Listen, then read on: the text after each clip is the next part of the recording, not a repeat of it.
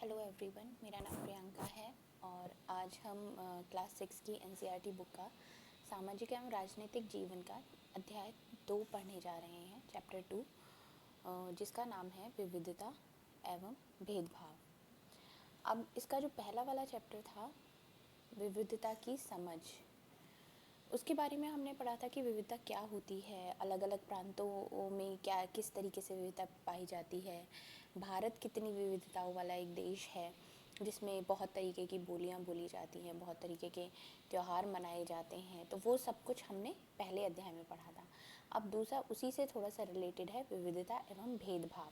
अब इसमें हम आगे क्या क्या पढ़ने वाले हैं, इसमें हम पढ़ेंगे कि भेदभाव क्या होता है, पूर्वाग्रह क्या होता है, लड़के और लड़कियों में किस तरीके से भेदभाव किया जाता है, ऊंची जाति के लोग नीची जाति के लोगों के साथ कैसा व्यवहार करते हैं, रूढ़िवाद धारणाएं क्या होती हैं, वो सब कुछ हम इस अध्याय में डिस्कस करेंगे। चलिए शुरू कर दें।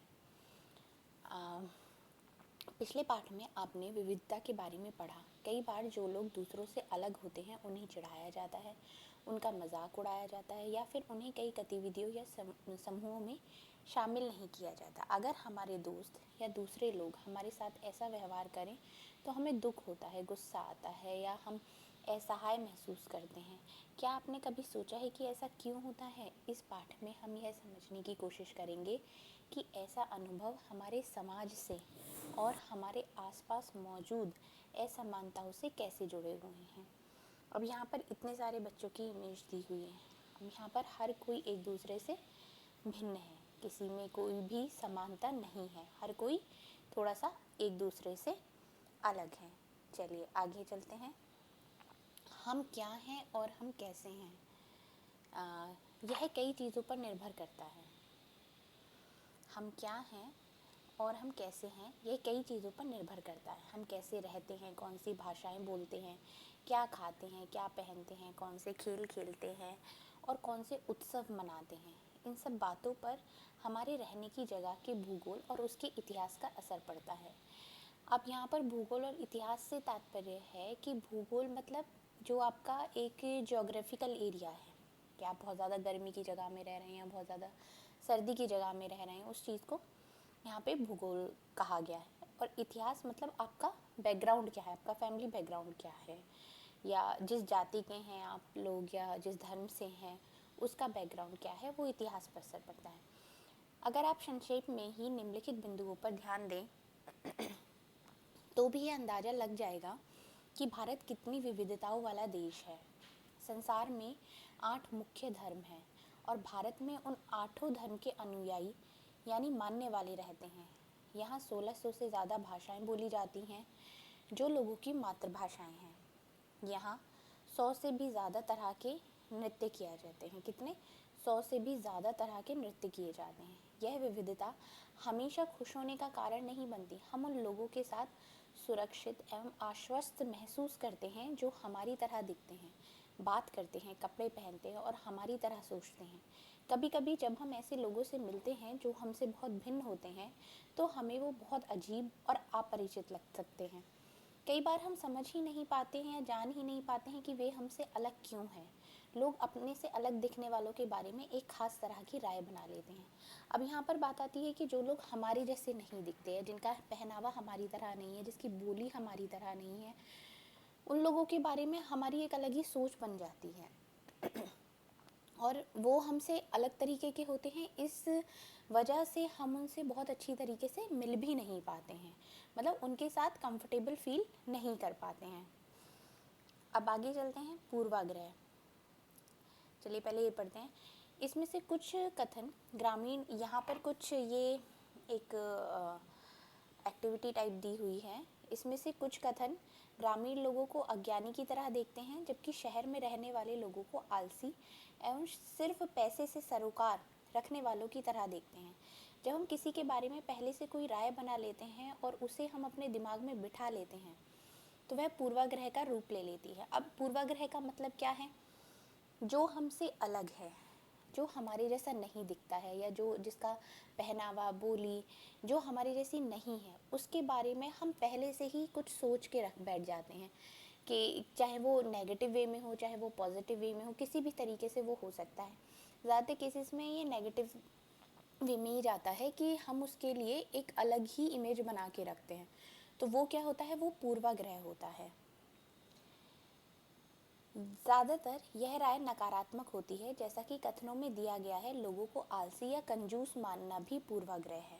अगर हम अपनी सोच के अनुसार बनाने कि भाई इस जाति के लोग या इस धर्म के लोग तो ऐसे ही होते हैं, तो वो क्या है, वो पूर्वाग्रह है। वो सिर्फ किसी एक इंडिविजुअल पर्सन के लिए नहीं है, वो उस पूरी जाति या उस पूरी सोसाइटी के लिए ही वो एक सोच बन गई है। अब जब हम ये सोचने लगते हैं कि किसी काम को करने का कोई एक ही तरीका सबसे अच्छा है और सही है, तो हम अक्सर दूसरों की इज्जत नहीं कर पाते जो उसी काम को दूसरी तरह से करना पसंद करते हैं। अब हर किसी के काम करने का तरीका एक अलग होता है। कोई भी दो लोग एक काम को एक तरीके से नहीं कर सकते। लेकिन अगर आप ये सोच लेते हैं कि अगर मैं इस काम को इस तरीके से कर रहा हूँ तो फिर यही इसका एक तरीका है और यही सही है, तो ये सोच गलत है। क्योंकि हर कोई इंसान अपने अलग तरीके से ही उस काम को करना पसंद करता है। उदाहरण के लिए हम सोचें कि अंग्रेजी सबसे अच्छी भाषा है और दूसरी भाषाएं महत्वपूर्ण नहीं हैं, तो हम अन्य भाषाओं को बहुत नकारात्मक रूप से देखेंगे। अब ज़रूरी नहीं है कि हर किसी को इंग्लिश बोलनी आती हो या हर कोई बहुत ही फ्लुएंट वे में इंग्लिश बोल सकता हो या उसमें बात कर सकता हो, ये ज़रूरी तो नहीं है। बहुत से लोग, भारत में तो इतनी सारी भाषाएं बोली जाती हैं कि बहुत लोग हिंदी को भी प्रॉपर तरीके से नहीं बोल पाते या उसको समझ नहीं पाते हैं, क्योंकि उनकी अलग अलग क्षेत्रीय भाषाएं हैं जिसमें वो निपुण हैं। तो किसी के लिए इस तरीके से सोच बना लेने की, अगर ये इंग्लिश नहीं बोल पाता है या ये वाली भाषा नहीं बोल पाता, उसके लिए गलत सोच बनाना, ये यही एक पूर्वाग्रह है। परिणाम स्वरूप हम उन लोगों की शायद इज्जत नहीं कर पाएंगे जो अंग्रेजी के अलावा अन्य भाषाएं बोलते हैं। हम कई चीज़ों के बारे में पूर्वाग्रही हो सकते हैं।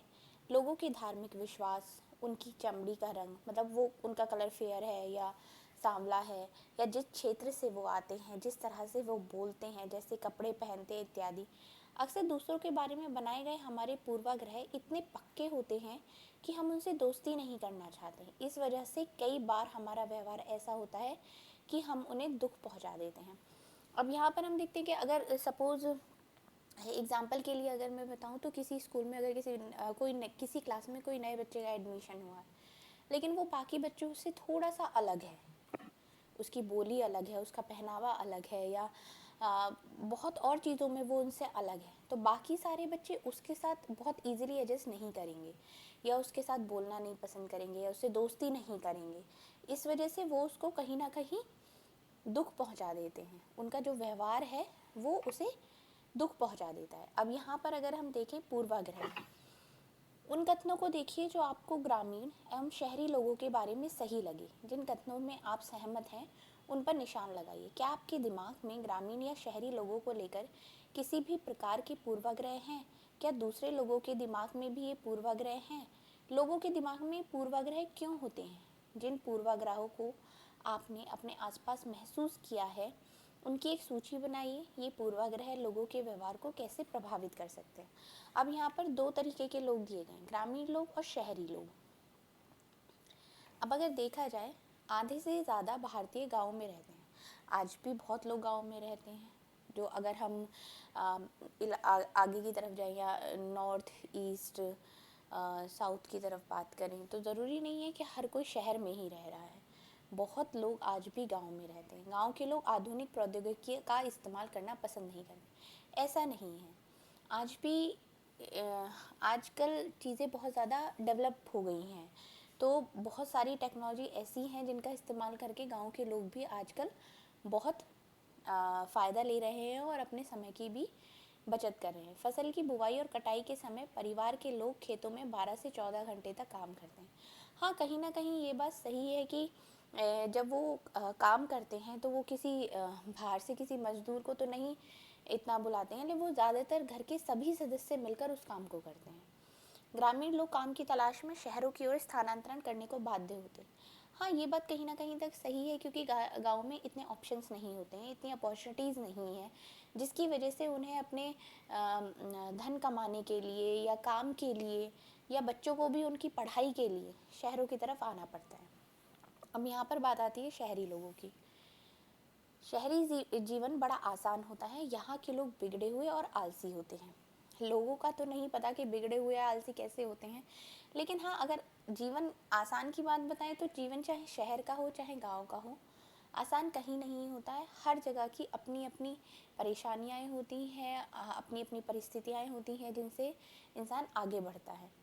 शहरों में लोग अपने परिवार के सदस्यों के साथ बहुत कम समय बिताते हैं। कहीं ना कहीं ये बात बिल्कुल सही है, क्योंकि यहाँ की लाइफस्टाइल ऐसी होती है, इतनी भागदौड़ भरी ज़िंदगी होती है कि खुद के लिए ही समय नहीं होता, तो जिससे कि वो पूरा समय या उसका ज़्यादातर समय अपने परिवार के साथ ठीक से नहीं बिता पाते। शहरी लोग केवल पैसे की चिंता करते हैं, लोगों की नहीं। ये ऐसा हम कह भी सकते हैं और नहीं भी कह सकते, क्योंकि हर कोई एक अलग तरीके का होता है, एक जैसा कोई नहीं होता है, किसी का व्यवहार एक जैसा नहीं होगा।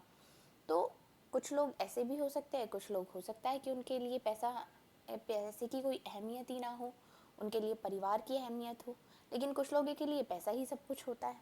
तो इसमें दोनों ही पॉइंट हो सकते हैं। शहरों में रहना बहुत महंगा पड़ता है, हाँ ये बात तो है कहीं ना कहीं, क्योंकि लोगों की कमाई का एक बहुत बड़ा हिस्सा किराए और आने जाने में खर्च हो जाता है। ये बात सही है कि यहाँ पर रहना बहुत महंगा होता है, क्योंकि बहुत ज़्यादा किराया चला जाता है और आने जाने का खर्च बहुत होता है। चलिए अब आगे चलते हैं। अगला टॉपिक है हमारा लड़के और लड़कियों में भेदभाव। लड़के और लड़की में भेदभाव। समाज में लड़के और लड़कियों में कई तरह से भेदभाव किया जाता है। हम सभी इस भेदभाव से परिचित हैं। एक लड़का या लड़की होने का अर्थ क्या होता है? आप में से कई लोग कहेंगे हम लड़के या लड़की की तरह जन्म लेते हैं। यह तो ऐसा ही होता है, इसमें सोचने वाली क्या बात है? आइए देखें कि क्या सच्चाई यही है। अब यहाँ पर कुछ पॉइंट दिए हुए हैं। अब अगर हम बात करें, जैसे कि नीचे दिए गए कथनों की सूची में से तालिका को भरिए, अपने उत्तर के कारणों पर चर्चा कीजिए। जैसे कि यहाँ पर पॉइंट लिखा हुआ है, यहाँ पर टोटल 10 पॉइंट हैं, जिसमें कि 5 लड़के की तरफ लिखे हुए हैं और 5 लड़की की तरफ लिखे हुए हैं। आपको लिखने हैं, मतलब इसमें से, और उन पर चर्चा करनी है। जैसे कि पहला पॉइंट आता है, वे बहुत ही सुशील है। ये किसके लिए आएगा? लड़की के लिए, मेनली लड़कियों के लिए। मैं यहाँ पर गर्ल लिख देती हूँ, लड़की के लिए। उनका बात करने का तरीका बड़ा सौम्य और मधुर है। ये भी हम किसके लिए करते हैं? मेनली हम गर्ल्स के लिए ही बोलते हैं कि आपको प्यार से बोलना चाहिए, आपको ज़ोर से नहीं बोलना है, आपको गुस्सा नहीं करना है, आपको बहुत सुशील रहना है। ये सारी चीज़ें किसके लिए मेनली कही जाती है? लड़कियों के लिए होती है। वे शारीरिक रूप से बलिष्ठ हैं। बलिष्ठ मतलब वो फिज़िकली बहुत स्ट्रॉन्ग हैं। तो ये किसके लिए होता है? बॉयज़ के लिए कहा जाता है कि आप फिज़िकली बहुत स्ट्रॉन्ग हो। वे शरारती हैं। जहाँ पर भी शरारत का नाम आता है वहाँ पर लड़कों की ही बात सबसे पहले होती है कि लड़के बहुत शरारती होते हैं, लड़कियाँ बहुत शांत होती हैं। वे नृत्य करने और चित्रकारी में निपुण हैं। तो यहाँ पर कौन नृत्य और चित्रकारी में निपुण होगा? मेनली गर्ल्स ही। ये आप पढ़कर ये समझ पा रहे हैं कि जितने भी पॉइंट्स हैं, हम अगर एक पॉइंट भी पढ़ रहे हैं तो उसके बाद हमारे मन में क्या इमेज आ रही है कि लड़का कर सकता है या लड़की कर सकती है। तो सबसे पहले, क्योंकि माइंड सेट ही एक वैसा हो गया है, तो हमें पता है कि भाई वे रोते नहीं हैं तो लड़के रोते नहीं हैं, क्योंकि उनको बचपन से ही ये सिखाया जाता है कि आप लड़के हो, आप बहुत स्ट्रांग हो, और लड़के कभी भी रोते नहीं हैं। तो वही वाली चीज़ है। वे उद्यमी हैं। तो उद्यमी है मतलब बहुत ज़्यादा शरारती हैं, निंगली हैं, तो ये भी लड़के ही होते हैं। वे खेल में निपुण हैं। खेल में कौन निपुण होते हैं? ज़्यादातर आज भी वही सोच है लोगों की कि जो खेल है या खेल कूद हो गया, ये इन सब में लड़के ही पार्ट लेते हैं और वही आगे भी बढ़ते हैं। वे खाना पकाने में निपुण हैं। अब जहाँ खाना पकाने की बात होती है, जहाँ पर किचन की बात होती है, तो वहाँ पर लड़कियों को ही कहा जाता है। वे भावुक हैं। और भावुक कौन होती हैं? इमोशनल कौन होती हैं? लड़कियाँ होती हैं ज़्यादा। तो अगर यहाँ पर देखा जाए तो 5 पॉइंट लड़कियों के आते हैं और 5 पॉइंट ही लड़कों के आते हैं। चलिए इसको और आगे अच्छी तरीके से समझने की कोशिश करते हैं। यहाँ पर कुछ इमेज दी हुई हैं, जैसे कि ये एक इमेज है जिसमें ये ठीक से नहीं खड़ा हो पाता है। लोग तरह तरह की बातें करते हैं। मैं लंगड़ाता हूँ, मेरी बोली लड़खड़ाती है, इसके अलावा और भी बहुत कुछ। कभी मैं उदास हो जाता हूँ तो कभी दुखी। लोग मेरा मजाक उड़ाते हैं। यह नई बात नहीं है, अगर तुम मेरी जगह होते तो क्या करते। अब यहीं पे एक और इमेज है जिसमें ये लड़की व्हील चेयर पे बैठी है। तुम दूसरों से कितनी अलग दिखती हो, मैं एक इंसान हूँ, मुझे शर्म आती है, घूरती आंखों से मैं छिप जाना चाहती हूँ। नेक्स्ट इमेज है, क्या उसका दिमाग सही है। ये व्हील चेयर पे है और ये पेंटिंग कर रही है। सिर्फ इसलिए कि मेरी टांगे डगमगाती हैं, लोग सोचते हैं कि मेरा दिमाग भी डगमगाता है। ऊपर के चित्रों में जो बच्चे हैं उन्हें पहले विकलांग कहा जाता था। इस शब्द को बदलकर आज उनके लिए जो शब्द प्रयोग जाते हैं वे हैं खास ज़रूरतों वाले बच्चे। उनके बारे में लोगों के पूर्वाग्रह को यहाँ बड़े अक्षरों में दिया गया है। साथ में उनकी अपनी भावनाएं और विचार भी दिए गए हैं। यहाँ ये दिया गया है कि लोग इन बच्चों के बारे में क्या सोचते हैं और जो लोग सोचते हैं उनका इन बच्चों पर क्या असर पड़ता है, या ये कैसा फील करते हैं जब कोई इनके बारे में इस तरीके से सोचता है या इस तरीके से एक विचार बना के रखता है। ये बच्चे अपने से जुड़ी रूढ़िबद्ध धारणाओं के बारे में क्या कह रहे हैं और क्यों, इस पर चर्चा कीजिए। आपकी राय में क्या खास ज़रूरतों वाले बच्चों को सामान्य स्कूल में पढ़ना चाहिए या उनके लिए अलग स्कूल होने चाहिए। अपने जवाब के पक्ष में तर्क दीजिए। अब अगर इस बारे में बात करी जाए तो कहा जाएगा कि हर बच्चा एक अलग काबिलियत के साथ पैदा होता है। हर किसी की एक अपनी एक क्वालिटी होती है। हर किसी का समझने का तरीका, पढ़ने का तरीका बिल्कुल अलग होता है। अगर क्लास में 50 बच्चे हैं तो वो 50 बिल्कुल अलग तरीके होंगे कि किसी को बहुत जल्दी चीज़ें समझ में आ जाती हैं, किसी को थोड़ा सा टाइम लगता है। कोई ड्राइंग में बहुत अच्छा है तो कोई मैथ्स में बहुत अच्छा है। तो हर किसी को समझाने का तरीका, हर किसी को पढ़ाने का तरीका हमारा अलग अलग होता है। अब यहाँ पर स्पेशल बच्चों की बात की जा रही है तो जहाँ तक मेरा मानना है कि इनके लिए भी एक अलग ही इन्वायरमेंट होना चाहिए जिसमें ये अपने स्किल्स को डेवलप कर सकें। चलिए आगे चलते हैं। अगर हम इस कथन को लें कि वे रोते नहीं हैं, तो ये किसके लिए हो रहा है पहले कि वे रोते नहीं हैं? लड़कों के लिए। तो आप देखेंगे कि यह गुण आमतौर पर लड़कों या पुरुषों के साथ जोड़ा जाता है। बचपन में जब लड़कों को गिर जाने पर चोट लग जाती है तो माता पिता एवं परिवार के अन्य सदस्य अक्सर यह कहकर चुप कराते हैं कि रो मत, तुम तो लड़के हो, लड़के बहादुर होते हैं, वो रोते नहीं हैं। जैसे जैसे बच्चा बड़ा होता जाता है वह ये विश्वास करने लगता है कि लड़के रोते नहीं हैं। यहाँ तक कि अगर किसी लड़के को रोना आए तो भी वह अपने आप को रोक लेता है। लड़का यह मानता है कि रोना कमज़ोरी की निशानी है। हालांकि लड़कों और लड़कियों दोनों का कभी कभी रोने का मन करता है, खासकर जब उन्हें गुस्सा आए या दर्द हो। लेकिन बड़े होने तक लड़के सीख जाते हैं या अपने को सिखा लेते हैं कि रोना नहीं है। अगर एक बड़ा लड़का रोए तो उसे लगता है कि दूसरे उसे चिढ़ाएंगे या उसका मजाक बनाएंगे, इसलिए वह दूसरों के सामने रोने से अपने आप को रोक लेता है। अब यहाँ पर ये दिया हुआ है कि वे कोमल एवं मृदु स्वभाव की हैं। ये किसके लिए कहा गया है? लड़कियों के लिए कहा गया है। वे बहुत ही सुशील हैं। ऐसे कथनों को लेकर उन पर चर्चा कीजिए। अब जैसे लड़कों को बचपन से ही कहा जाता है कि आपको रोना नहीं है, रोना नहीं, तो जैसे जैसे वो बड़े होते हैं उनके माइंड में ये चीज़ फिक्स हो जाती है कि हम लड़के हैं, हमको रोना नहीं है। अब ऐसी ही बात आती है लड़कियों की, जब बचपन से ही उनको कहा जाता है कि आपको शांत रहना है, आपको गुस्सा नहीं करना है, आप बहुत सुशील हो। तो धीरे धीरे जैसे जैसे वो बड़ी होती हैं उनके मन में भी ये चीज़ आ जाती है कि हम लड़कों की तरह नहीं हैं या हमें ऐसा व्यवहार नहीं करना है, हम लड़कियां हैं तो हमें अलग तरीके से व्यवहार करना है। ये सारी चीज़ें उसमें आ जाती हैं। ये केवल लड़कियों पर लागू किए जाते हैं। क्या लड़कियों में ये गुण जन्म से ही होते हैं या वे ऐसा व्यवहार समाज से सीखती हैं? जन्म से तो लड़का हो या लड़की हो दोनों एक जैसे होते हैं, लेकिन वो क्या होता है, समाज जैसे जैसे वो बड़े होते हैं समाज उन्हें अपने अनुसार बना ही लेता है। आपकी उन लड़कियों के बारे में क्या राय है जो कोमल एवं मृदु स्वभाव की नहीं होती और शरारती होती हैं? अब देखो वही बात आती है कि हर कोई एक जैसा नहीं होता, हर कोई अलग अलग तरीके का होता है। कुछ लड़के बहुत शांत स्वभाव के होते हैं, कुछ लड़कियां बहुत शरारती होती हैं। तो यही बात है, हम लगातार ये सुनते रहते हैं कि लड़के ऐसे होते हैं और लड़कियां ऐसी होती हैं। समाज की इन मान्यताओं को हम बिना सोचे समझे मान लेते हैं। हम विश्वास कर लेते हैं कि हमारा व्यवहार इनके अनुसार ही होना चाहिए। हम सभी लड़कों और लड़कियों को उसी छवि के अनुसार या उसी के अनुरूप देखना चाहते हैं। इसमें ये बात आती है कि अगर आज भी बात करी जाए कि भाई किसी घर में दो भाई बहन हैं, अगर लड़के को कहीं भेजना है उनको आगे स्टडी करने के लिए तो वो निसंकोच उसको भेज देंगे। लेकिन जहाँ पर बात आती है लड़की की, चाहे उसके अंदर उस लड़के से ज़्यादा काबिलियत हो उस काम को अच्छे से करने की, लेकिन फिर भी वो उसको कहीं घर के बाहर उस अपनी काबिलियत को दिखाने के लिए या उसकी अपॉर्चुनिटी जिसको वो ले सके उसके लिए वो इतनी आसानी से नहीं हाँ करते हैं भेजने के लिए।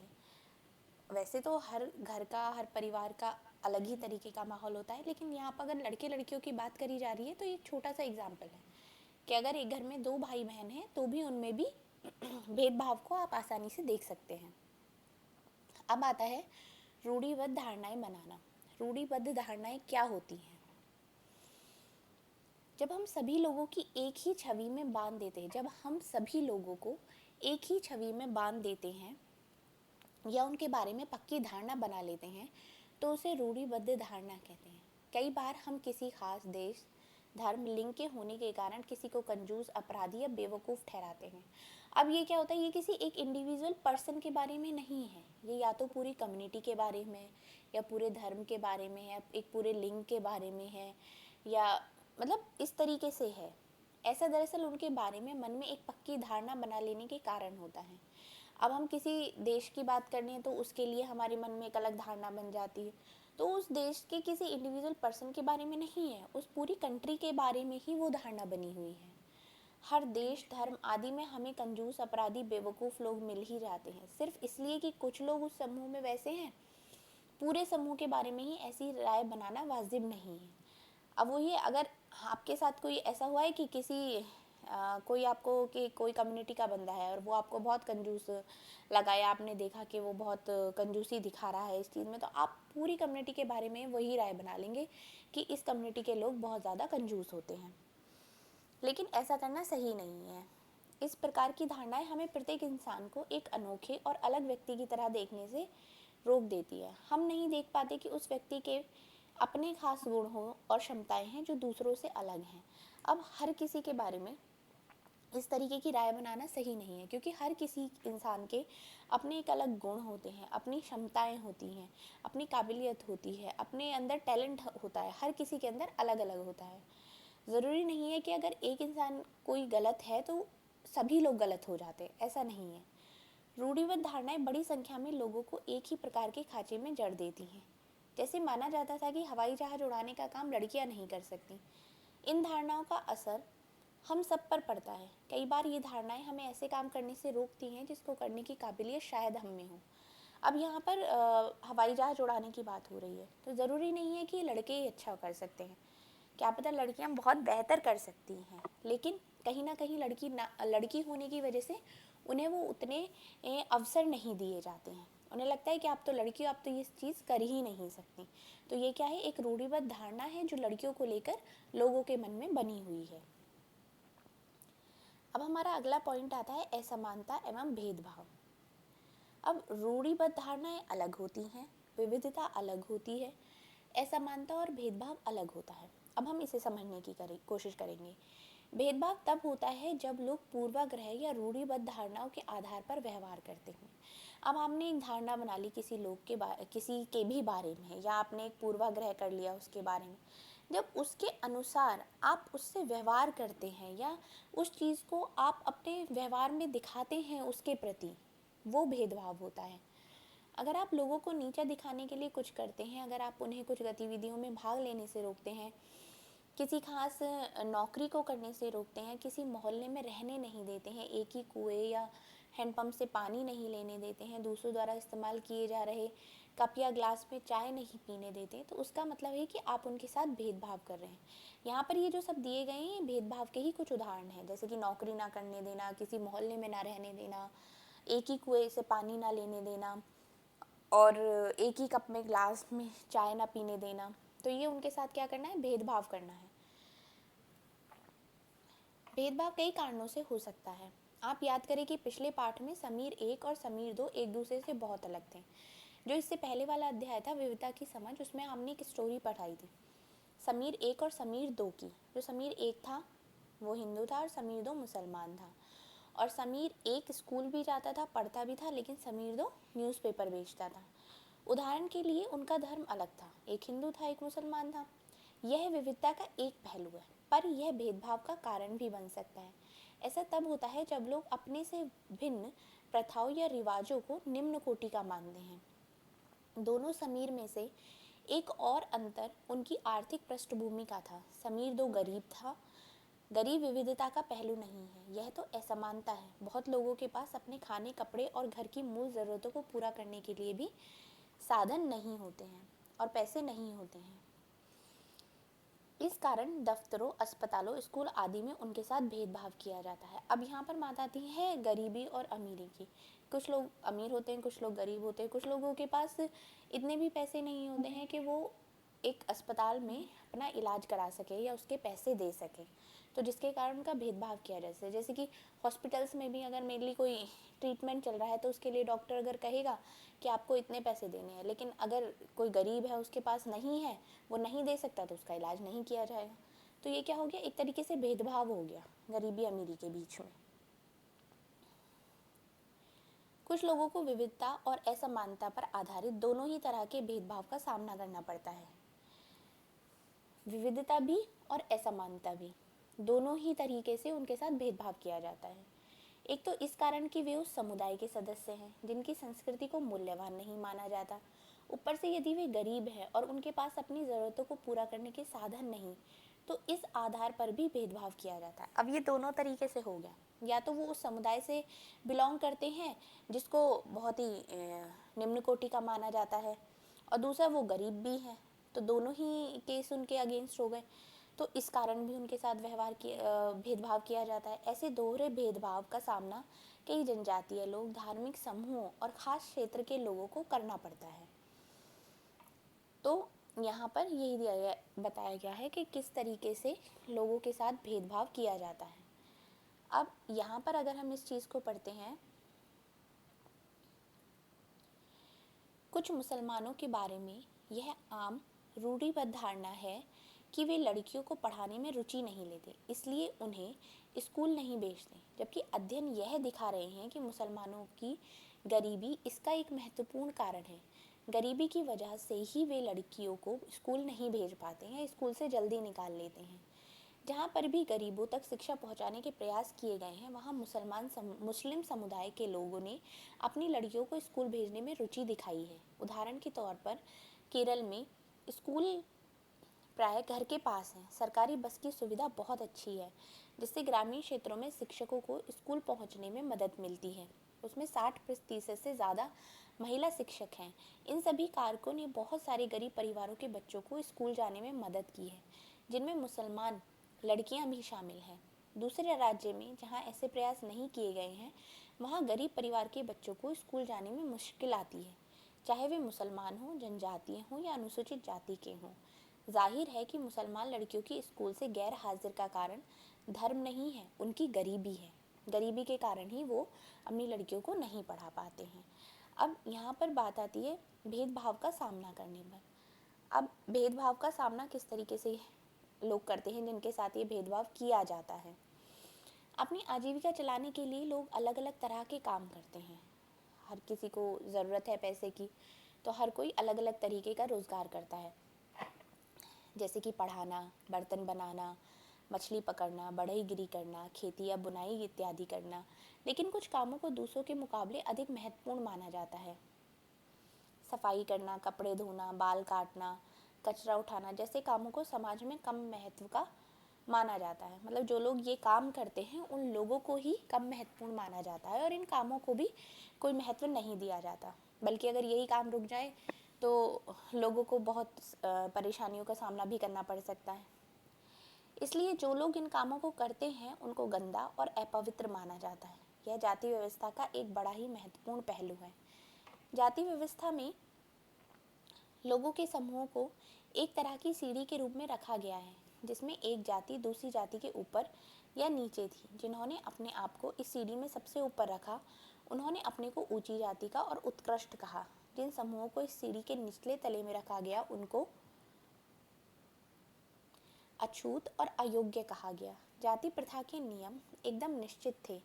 इन अछूतों को दिए गए काम के अलावा और कोई काम करने की इजाज़त नहीं थी। उदाहरण के लिए कुछ समूहों को सिर्फ कचरा उठाने और मरे हुए जानवरों को गांव से हटाने की इजाज़त दी। उन्हें ऊंची जाति के लोगों के घर में घुसने और गांव गांव के कुएं से पानी लेने और यहाँ तक कि मंदिर में घुसने की भी इजाज़त नहीं थी। उनके बच्चे दूसरी जाति के बच्चों के साथ स्कूल में बैठ नहीं सकते थे। इस तरह ऊंची जाति के लोगों को जो अधिकार हासिल था उससे उन्होंने तथाकथित अछूतों को वंचित रखा। अब इसमें क्या होता है कि इन्होंने यहाँ पर कहा गया है कि एक सीढ़ी की तरह जाति बनी हुई है। जो लोगों ने अपने आप को सबसे ऊपर रखा, उन्होंने अपने से नीचे के जितने भी लोग थे उनको अछूत समझा या उनको कम महत्वपूर्ण समझा, और हर किसी को एक अलग अलग काम दे दिया गया। जो कि नीचे जैसे किसी को कचरा उठाने का काम दिया गया, किसी को कपड़े धोने का काम दिया गया, या किसी को और किसी तरीके का काम दिया, और उसी के अनुसार ही उनके साथ व्यवहार और भेदभाव भी किया गया। अब यहाँ पर एक शब्द आता है दलित। दलित वह शब्द है जो नीची कही जाने वाली जाति के लोग अपनी पहचान के रूप में इस्तेमाल करते हैं। वे इस शब्द को अछूत से ज़्यादा पसंद करते हैं। दलित का मतलब है जिन्हें दबाया गया या कुचला गया। दलितों के अनुसार यह शब्द दर्शाता है कि कैसे सामाजिक पूर्वाग्रहों और भेदभाव ने दलित लोगों को दबा कर रखा है। सरकार ऐसे लोगों को अनुसूचित जाति के वर्ग में रखती है। अब जैसे उन्होंने अपने लिए क्या शब्द चुन लिया, दलित शब्द का उन्होंने इस्तेमाल किया, जिसको वो अगर कोई उनको अछूत कहता है तो उससे ज़्यादा सही है कि उसको वो दलित नाम उसको वो दिया गया, जिसमें गवर्नमेंट आजकल उनको अनुसूचित जाति के वर्ग में रखती है। इन लोगों के साथ जिस तरीके का भेदभाव किया जाता है। अब जैसे कि यहाँ पर ये एक इमेज दी हुई है, यहाँ पर अध्यापक हैं जो बच्चों को पढ़ा रहे हैं, लेकिन जो नीची जाति के लोग हैं, जो बच्चे हैं, वो ये अलग बैठे हुए हैं और बाकी बच्चे अलग पढ़ रहे हैं। तो ये क्या है, ये भेदभाव है। अब यहाँ पर बात आती है रूढ़िबद्ध धारणाओं एवं भेदभाव में क्या अंतर है। रूढ़िबद्ध धारणाएं हमने पहले पढ़ी हैं। रूढ़िबद्ध धारणाएं क्या होती है कि हम किसी के बारे में एक धारणा बना लेते हैं, एक माइंडसेट हमारा सेट हो जाता है कि भाई ये जाति के हैं तो ये ऐसे ही होंगे, या इस धर्म से हैं तो ये इसी तरीके के होंगे। वो सब क्या है, वो रूढ़िबद्ध धारणाएं हैं, और उन धारणाओं के आधार पर जो हम व्यवहार करते हैं वो भेदभाव होता है। तो ये रूढ़िबद्ध धारणा और भेदभाव में यही अंतर है। आपके अनुसार जिस व्यक्ति के साथ भेदभाव होता है उसे कैसा महसूस होता है। अब जाहिर सी बात है, अगर आपके साथ कोई भेदभाव करने लगे किसी चीज़ में तो आपको अच्छा तो नहीं लगेगा, आपको गुस्सा भी आएगा, आपको ख़राब भी आएगा कि देखो मैं इतना टैलेंटेड हूँ, मेरे अंदर ये काबिलियत है ये करने की, लेकिन फिर भी मुझे जाति के आधार पर या धर्म के आधार पर ये काम नहीं करने दिया जा रहा। आगे चलते हैं। अगले प्रश्न पर हम देखेंगे कि कैसे भारत की एक मशहूर हस्ती को भेदभाव का सामना करना पड़ा था।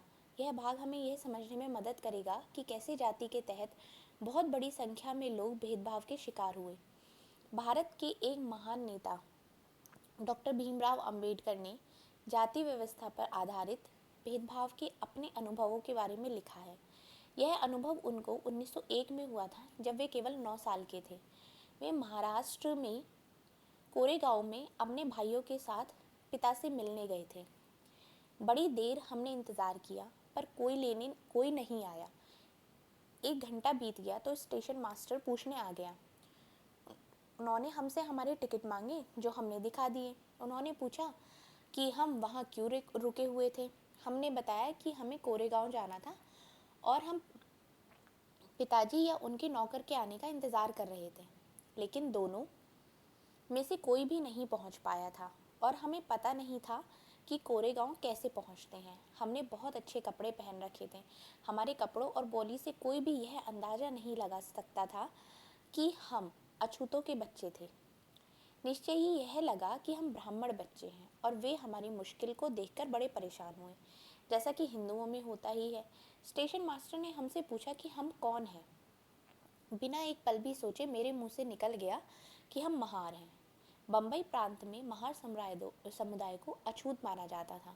उनको एकदम से धक्का लगा। वे भौचक्के रह गए।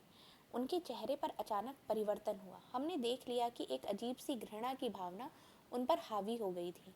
उन्होंने जैसे ही मेरा जवाब सुना वे अपने कमरे में वापस चले गए और हम वहीं के वहीं खड़े रह गए। 15-20 मिनट बीत गए। सूरज बिल्कुल छिप सा गया था। पिताजी आए नहीं थे और ना ही उनका नौकर, और अब स्टेशन मास्टर भी हमें छोड़कर चले गए थे। हम काफ़ी घबराए हुए थे। यात्रा के शुरू में जो खुशी और उत्साह की भावना थी, उसकी जगह अब अत्यधिक उदासी ने ले ली थी। आधे घंटे के बाद स्टेशन मास्टर लौट कर आए तो पूछा कि हम क्या करने की सोच रहे हैं। हमने कहा कि अगर हमें किराए पर एक बैलगाड़ी मिल जाती तो हम कोरेगांव जा सकते थे। अगर कोरेगांव ज़्यादा दूर नहीं हो तो हम फ़ौरन निकलना चाहते थे। वहाँ किराए पर कई बैलगाड़ियाँ चल रही थीं, लेकिन मैंने स्टेशन मास्टर को जो जवाब दिया था कि हम महार हैं, उसका पता सबको चल गया था। कोई भी गाड़ीवान अछूत वर्ग की सवारी को ले जाकर अपने आप को गंदा और नीचा नहीं बनाना चाहता था। हम दुगना किराया देने को तैयार थे, पर हमें एहसास हुआ कि बात पैसे से नहीं बन सकती थी। स्टेशन मास्टर, जो हमारे लिए गाड़ी वालों से मोल तोल कर रहे थे, चुपचाप खड़े हो गए। समझ नहीं आ रहा था कि क्या करें। अब यहाँ पर बात समझ नहीं आ रहा था कि क्या करें। कल्पना करके देखिए कि यह कितना मुश्किल होगा अगर लोगों को एक जगह से दूसरी जगह जाने ना दिया जाए। यह कितना अपमानजनक और दुखदाई होगा अगर लोग आपसे दूर दूर रहें, आपको छूने से मना करें और आपको पानी ना पीने दें। यह छोटी सी घटना दिखाती है कि कैसे गाड़ी से एक से दूसरी जगह जाने के साधारण काम की सुविधा भी इन बच्चों के पास नहीं थी, जबकि वे पैसा दे सकते थे और दुगना पैसा देने के लिए तैयार थे। स्टेशन के सभी गाड़ी वालों ने बच्चों को ले जाने से मना कर दिया। उन्होंने बच्चों के साथ भेदभाव भरा व्यवहार किया। इस कहानी से ये बिल्कुल साफ है कि जाति पर आधारित भेदभाव न केवल दलितों को कई गतिविधियों से वंचित रखता है, बल्कि वह उन्हें आदर और सम्मान भी नहीं मिलने देता जो दूसरों को मिलता है। और कहीं ना कहीं ये चीज़ गलत है। भेदभाव की भावना अगर इस तरीके से करी जाती है, इस कहानी में यही बताया गया है कि जो डॉक्टर भीमराव अंबेडकर थे, उन्हें किस तरीके से इसका सामना करना पड़ा। अब यहाँ पर ये डॉक्टर भीमराव अंबेडकर 1891 टू 1956 को भारतीय संविधान के पिता और दलितों के सबसे बड़े नेता के रूप में जाना जाता है। डॉक्टर अंबेडकर ने दलित समुदाय के अधिकारों के लिए लड़ाई लड़ी थी। उनका महार जाति में जन्म हुआ था, जो अछूत मानी जाती थी। महार लोग गरीब होते थे, उनके पास ज़मीन नहीं थी और उनके बच्चों को वही काम करना पड़ता था जो वे खुद करते थे। उन्हें गांव के बाहर रहना पड़ता था और गांव के अंदर आने की उन्हें इजाज़त भी नहीं थी। अंबेडकर अपनी जाति के पहले व्यक्ति थे जिसने अपनी कॉलेज की पढ़ाई पूरी की और वकील बनने के लिए वो इंग्लैंड चले गए। उन्होंने दलितों को अपने बच्चों को स्कूल कॉलेज भेजने के लिए प्रोत्साहित किया। दलितों से अलग अलग तरह की सरकारी नौकरी करने को कहा ताकि वे जाति व्यवस्था से बाहर निकल पाएं। दलितों के मंदिरों में प्रवेश के लिए जो कई प्रयास किए जा रहे थे, उनका अंबेडकर ने नेतृत्व किया। उन्हें ऐसे धर्म की तलाश थी जो सबको समान निगाह से देखे। जीवन में आगे चलकर उन्होंने धर्म परिवर्तन करके बौद्ध धर्म को अपनाया। उनका मानना था कि दलितों को जाति प्रथा के खिलाफ अवश्य लड़ना चाहिए और ऐसा समाज बनाने की तरफ काम करना चाहिए जिसमें सबकी इज्जत हो, ना कि कुछ ही लोगों की। तो ये किसने कहा था? डॉक्टर भीमराव अंबेडकर ने। अब आगे चलते हैं।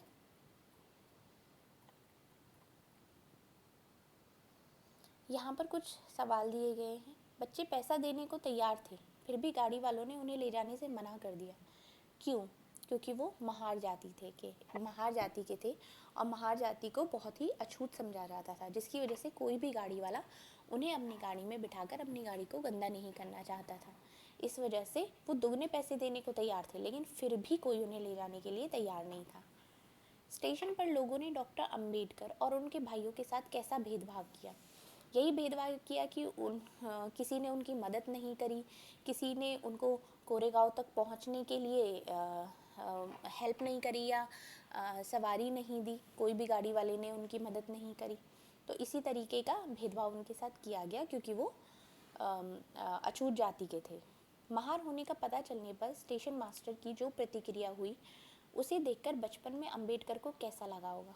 जाहिर सी बात है कि अच्छा नहीं लगा होगा, क्योंकि जब पहले आपसे कोई ठीक से बात करे या सब कुछ करे और फिर उसको पता चले कि नहीं आप इस जाति के हो और जिस जाति के लोगों को बहुत ही ज़्यादा अछूत समझा जाता है, उसके बाद उसकी प्रतिक्रियाओं में अंतर हो जाना, उसके व्यवहार में अंतर हो जाना, तो वो बहुत ही खराब लगाएगा।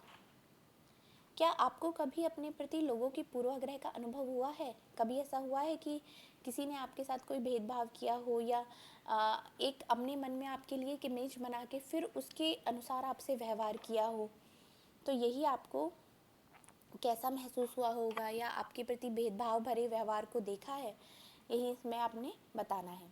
अब नेक्स्ट पॉइंट आता है समानता के लिए संघर्ष। ब्रिटिश शासन ने आज़ादी पाने के लिए जो संघर्ष किया गया था उसमें समानता के व्यवहार के लिए किया गया संघर्ष भी शामिल था। दलितों, औरतों, जनजातीय लोगों और किसानों ने अपने जीवन में जिस गैर बराबरी का अनुभव किया उसके खिलाफ उन्होंने लड़ाई लड़ी। जैसा कि पहले भी बात हुई, बहुत सारे दलितों ने संगठित होकर मंदिर में प्रवेश पाने के लिए संघर्ष किया। महिलाओं ने मांग की कि जैसे पुरुषों के पास शिक्षा का अधिकार है वैसे उन्हें भी अधिकार मिले। किसानों और दलितों ने अपने आप को जमींदारों और उनकी ऊंची ब्याज की दरों से छुटकारा दिलाने के लिए संघर्ष किया। यहाँ पे ये बताया गया कि दलितों ने किस किस तरीके से संघर्ष किए हैं अपने आप को अधिकार दिलाने के लिए। 1947 में भारत जब आज़ाद हुआ और एक राष्ट्र बना तो हमारे नेताओं ने समाज में व्याप्त कई तरह की असमानताओं पर विचार किया। संविधान को लिखने वाले लोग भी इस बात से अवगत थे कि हमारे समाज में कैसे भेदभाव किया जाता है और लोगों ने उसके खिलाफ किस तरह संघर्ष किया है। कई नेता इन लड़ाइयों के हिस्से थे, जैसे कि डॉक्टर भीमराव अंबेडकर। इसलिए नेताओं ने संविधान में ऐसी दृष्टि और लक्ष्य रखा जिससे भारत में सभी लोगों को बराबर माना जाए। समानता को एक अहम मूल्य की तरह माना गया जो हम सभी को एक भारतीय के रूप में जोड़ती है। प्रत्येक व्यक्ति को समान अधिकार और समान अवसर प्राप्त हैं। अस्पृश्यता यानी छुआछूत को अपराध की तरह देखा जाता है और इसे कानूनी रूप से खत्म कर दिया गया है। लोग अपनी पसंद का काम चुनने के लिए बिल्कुल आज़ाद हैं। पहले तो ये होता था कि जो जिस जाति का है वो उसी जाति का काम करेगा, लेकिन आजकल ऐसा नहीं है। इस चीज़ को बिल्कुल ही ख़त्म कर दिया गया है। लोग अपनी पसंद के अनुसार अपने व्यवसाय को चुन सकते हैं।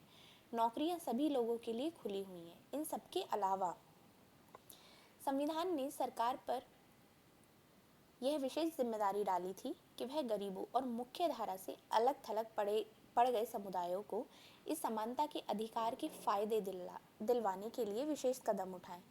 संविधान के लेखकों ने यह भी कहा कि विविधता की इज्जत करना, उसे मूल्यवान मानना समानता सुनिश्चित करने में बहुत ही महत्वपूर्ण कारक है। हमें उस विविधता की इज्जत करनी चाहिए, ना कि लोगों के साथ भेदभाव भरा व्यवहार करना चाहिए। उन्होंने ये महसूस किया कि लोगों को अपने धर्म का पालन करने, अपनी भाषा बोलने, अपने त्यौहार मनाने और अपने आप को खुले रूप से अभिव्यक्त करने की आज़ादी होनी चाहिए। उन्होंने कहा कि कोई एक भाषा, धर्म या त्यौहार सबके लिए अनिवार्य नहीं बनना चाहिए। उन्होंने जोर दिया कि सरकार सभी धर्मों को बराबर मानेगी, इसलिए भारत एक धर्मनिरपेक्ष देश है जहाँ लोग बिना भेदभाव के अपने धर्म का पालन करते हैं। इसे हमारी एकता के महत्वपूर्ण कारक के रूप में देखा जाता है कि हम इकट्ठे रहते हैं और एक दूसरे की इज्जत करते हैं, ना कि हमें एक दूसरे के साथ भेदभाव करना चाहिए अगर कोई हमारे जैसा नहीं है तो। हालांकि हमारे संविधान में इन विचारों पर जोर दिया गया है, पर यह पाठ इसी बात को उठाता है कि असमानता आज भी मौजूद है। इतनी सारी चीज़ें होने के बाद भी कहीं ना कहीं बहुत ज़्यादा अभी भी असमानता देखी जाती है। समानता वह मूल्य है जिसके लिए हमें निरंतर संघर्ष करते रहना होगा। भारतीयों के लिए समानता का मूल्य वास्तविक जीवन का हिस्सा बने, सच्चाई बने, इसके लिए लोगों के संघर्ष, उनके आंदोलन और सरकार द्वारा उठाए जाने वाले कदम बहुत ज़रूरी हैं। आजकल गवर्नमेंट ने बहुत सारे इनिशिएट लिए हैं जिससे कि इस चीज़ को ख़त्म किया जा सके और लोगों को अधिकार दिए जा सके। अब यहाँ पर ये अभ्यास आ जाता है। निम्नलिखित कथनों का मेल कराइए। रूढ़िबद्ध धारणाओं को कैसे चुनौती दी जा रही है, इस पर चर्चा कीजिए। अब यहाँ पर मैच करना है। दो डॉक्टर खाना खाने बैठे थे और उनमें से एक ने मोबाइल पर फ़ोन करके, अब इससे क्या मैच होगा? दमा का पुराना मरीज़ है, एक अंतरिक्ष यात्री बनने का सपना पूरा हुआ, अपनी बेटी से बात की जो उसी समय स्कूल से लौटी थी, तो इससे क्या मैच होगा?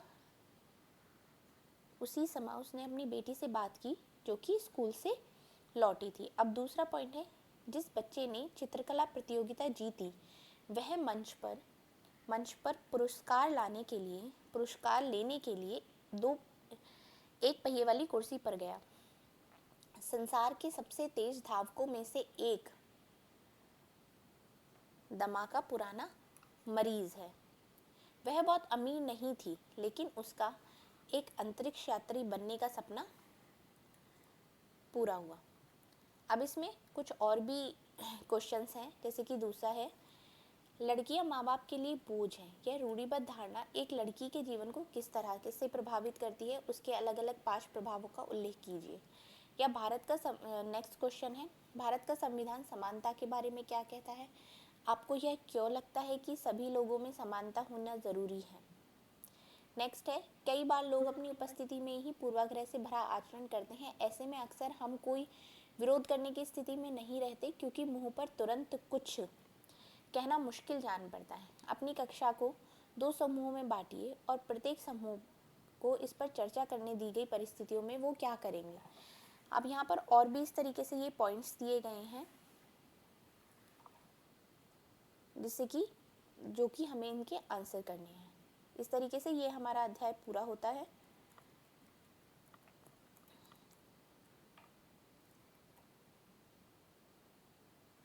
यहाँ पर बीच में भी और क्वेश्चन दिए हुए हैं, जैसे कि दलित के अलावा कई अन्य समुदाय हैं जिनके साथ भेदभाव किया जाता है। ज़रूरी नहीं है कि दलित ही ऐसे हैं, और भी बहुत सारे समुदाय ऐसे हैं जिनके साथ बहुत ही भेदभाव किया जाता है।